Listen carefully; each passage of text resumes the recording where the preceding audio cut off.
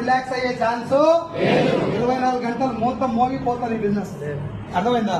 So నేను మీకేం request చేస్తున్నా అంటే స్కీమ్లు ఉన్నాయి కొన్ని బయట, నువ్వు జాయిన్ గా 10,000 కట్టు, ఇద్దరు కట్టి ముందుగా నువ్వు మునుగు, ఇంకో ఇద్దరు ముంచు, నీకు లచ్చ వస్తుంది, కారు వస్తుంది, ఈ లొట్ట పీస్ కబుర్ చెప్పే దాంట్లో పోయి నువ్వు చెప్పు. నాకు పైసలు కట్టించుకున్నాడు జాగ్రత్తగా, మనందరి దగ్గర పైసలు కట్టించుకున్నాడు, ఎత్తేస్తే బాగుపడతాడా, నడిపిస్తే బాగుపడతాడా? ఎత్తేస్తే బాగుపడతాడు. అయిపోయి వాడు ఎంతసేపటికి తొందరగా బయటపడాలి, లేకపోతే దొరికితే ఈ పలుతుంది. కాబట్టి ఎత్తేయాలని చూస్తాడు. ఎస్ఆర్నో ఎందుకు?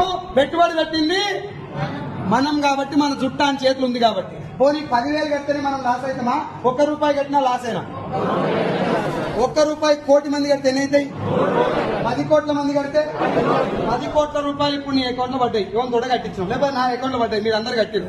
నేను తెల్లారి కంపెనీ హ్యాపీ బర్త్డే నేను ఎత్తేసిన, నాకు లాసా లాభం? గట్టిగా చెప్పు. ఎంత? 10 కోట్లు లాభం. ఈసారి రూపాయి కట్టిండు, ఈయనకి ఎంత లాసు?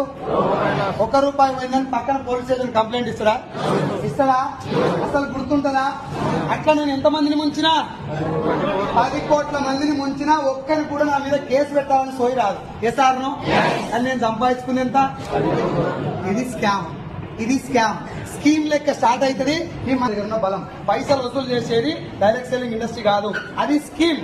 డైరెక్ట్ సెల్లింగ్ బిజినెస్ అనేది స్కీమ్ కాదు, ఇది ఒక బిజినెస్ మోడల్. ప్రొడక్ట్ ఉంటది సార్, ఇక్కడ పైసలు కట్టించిన ఎత్తేస్తే బాగుపడతారని మీరే చెప్పారు. అవునా? అవునా?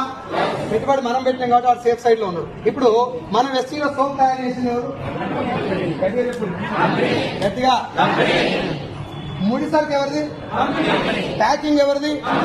మ్యానుఫ్యాక్చరింగ్. వాళ్ళు ఉన్న వాళ్ళందరూ జీతాలు ఇచ్చేది, ఫ్యాక్టరీలో కరెంట్ బిల్ కట్టేది, ట్రాన్స్పోర్ట్.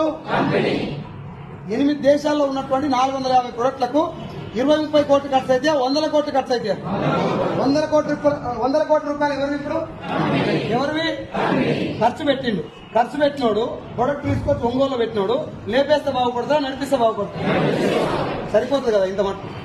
ఇంతకంటే ఎక్కువ ఏం చెప్పాలి? ఎత్తేస్తారు సార్, లేపేస్తారు సార్. నీ జైలెక్కలు ఏం పెట్టినావు? లేపేస్తే నీకు అవుతుంది.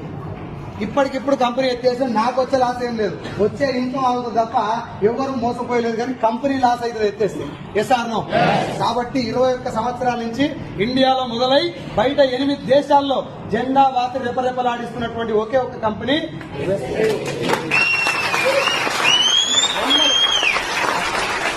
వందల కంపెనీలు వచ్చినాయి సార్, మీరు కావాలని చెక్ చేసుకోండి. భారతదేశంలో ఇండియాలో నెంబర్ 1 పొజిషన్ ఉన్న కంపెనీ వెస్టీజ్. ప్రపంచ వ్యాప్తంగా 3 లక్షల కంపెనీలు ఉన్నాయి. 3 లక్షల కంపెనీలలో 38వ ర్యాంక్ లో ఉన్న కంపెనీ ఈ కంపెనీ.